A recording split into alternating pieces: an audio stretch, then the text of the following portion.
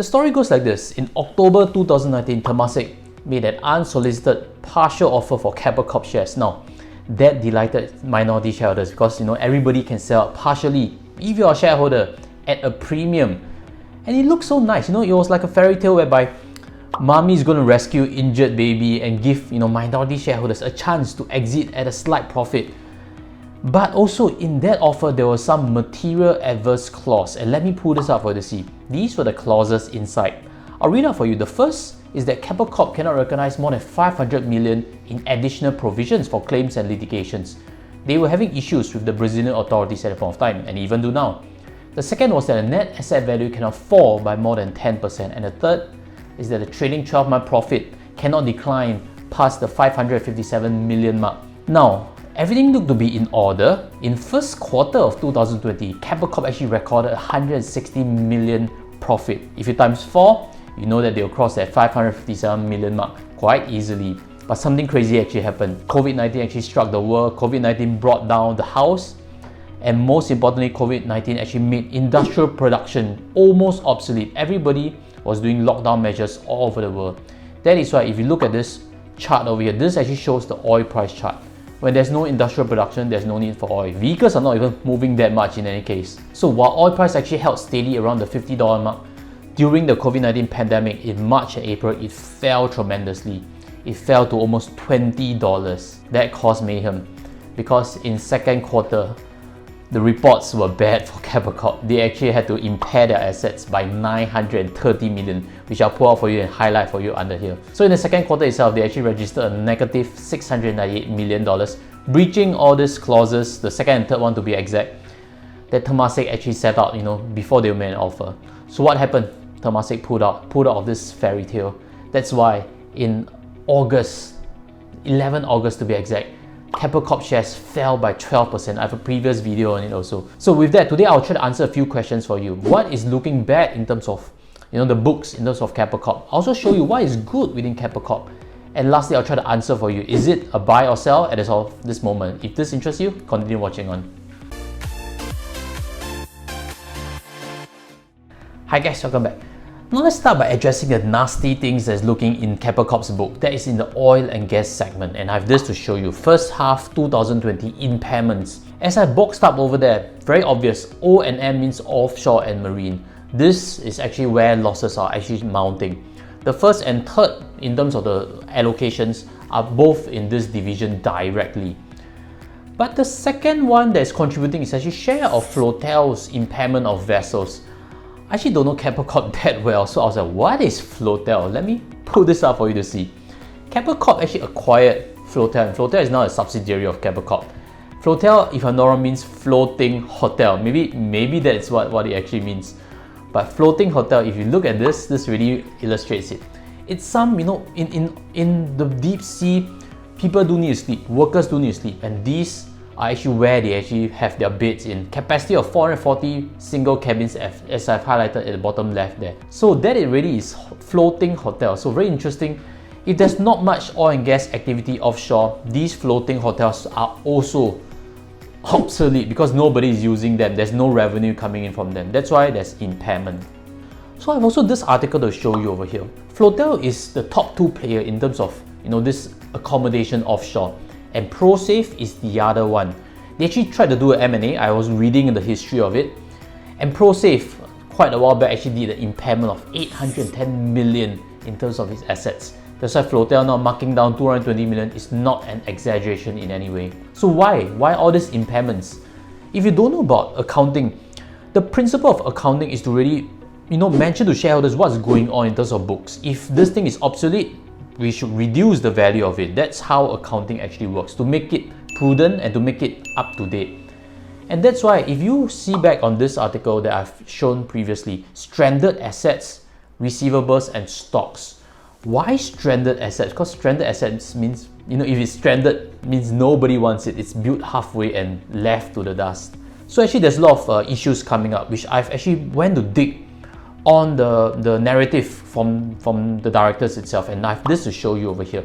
This question was actually asked by a shareholder. Why are we making provisions for impairment, such a big amount, first time in recent years?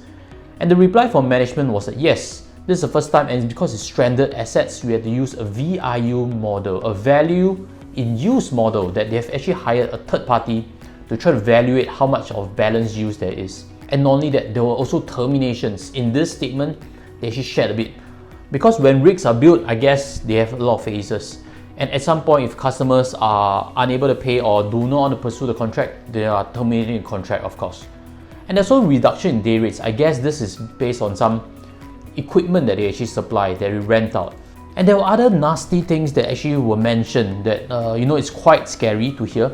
Because as this statement shows, there are a lot of cancellations of rig charters, contract delays, and major oil players are actually deferring all their projects. There are a lot of oil rig companies going bankrupt in USA because of this COVID-19. So is this huge 930 million a one-off? That's anyone's guess.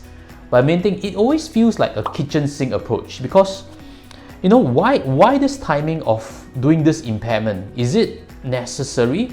That is something I can't answer fully. And that's because if I look at the oil chart which I've showed you previously, oil price has actually rebounded very quickly. Was there a need to reflect this massive impairment right at this time whereby this Temasek deal was impending? I think it's something very interesting to think further, but in my opinion, I'm not too sure if they have to write down further if oil price can actually recover back to the $50 level. So with that, hopefully I've shown you all the worst parts on the oil and gas segment. And if that is okay with you, there's nicer parts in the next segment, which is the good parts of Keppel Corp.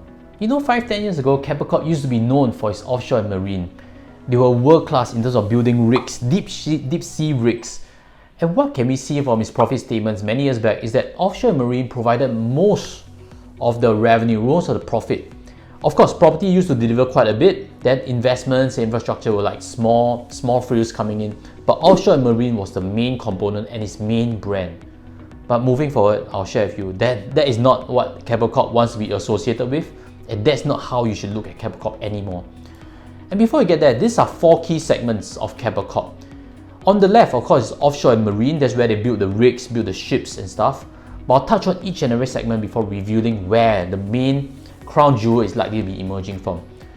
On the right hand side, we see investments, and I've highlighted, in yellow, M1, someone that we are all familiar with. Keppel Corp actually privatized M1 a couple of years back for about $1.9 billion. And the next segment, of course, is property, and Keppel Corp privatized Keppel Land for $3.6 billion in 2015, and it also has stake in Keppel REIT itself. But the main crown jewel is in infrastructure. That is the real secret. And over here, I have something to show you from what is mentioned by CEO. He's actually mentioned that the downturn in oil and gas is not likely short-term. They've actually pivoted away from oil and gas, and they're seeing more existing orders from renewable space, a clue. And if you search on Keppel Corp's website, you realize that Keppel Offshore and Marine now is like a sidekick, providing design and construction to the energy infrastructure.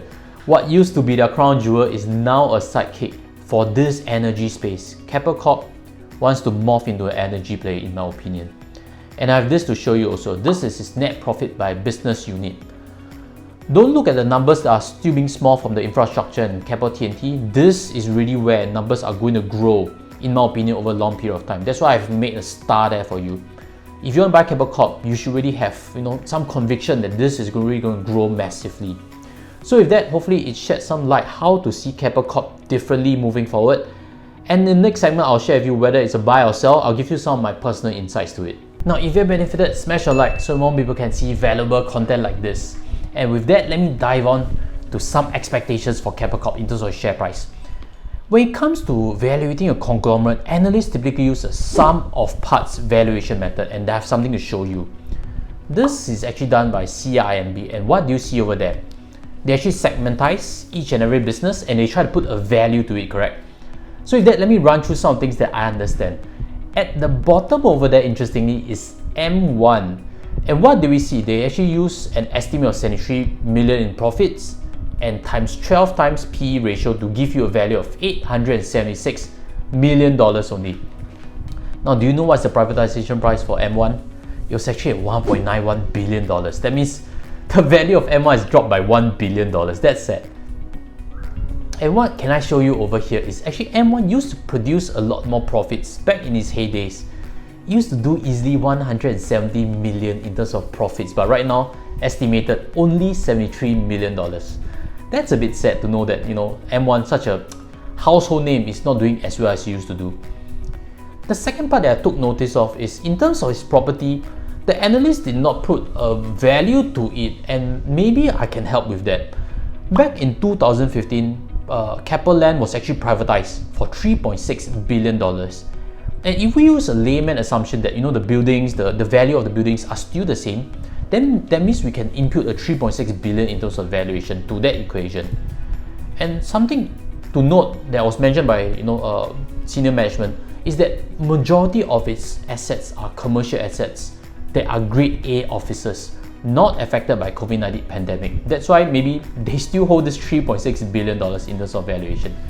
So if you plug in the figures, it's up to you to decide on a final figure for Keppel Corp.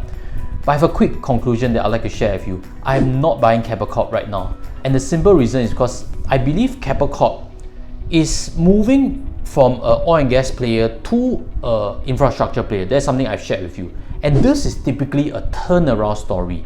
How well they are going to evolve in this turnaround story is something that needs to be tracked rigorously, and something that you need to know as an insider. It's something which I'm not too good at. That's why for this turnaround story, I think I'm staying out of it. Keppel Corp, how long it takes from oil and gas to being an infrastructure energy player is anyone's guess. They have actually a 2030 Keppel Corp project, and maybe it's this whole morphing from oil and gas to an energy player. So if you're interested in Keppel Corp, you should believe that in 10 years time they can actually morph and successfully become an infrastructure and energy player.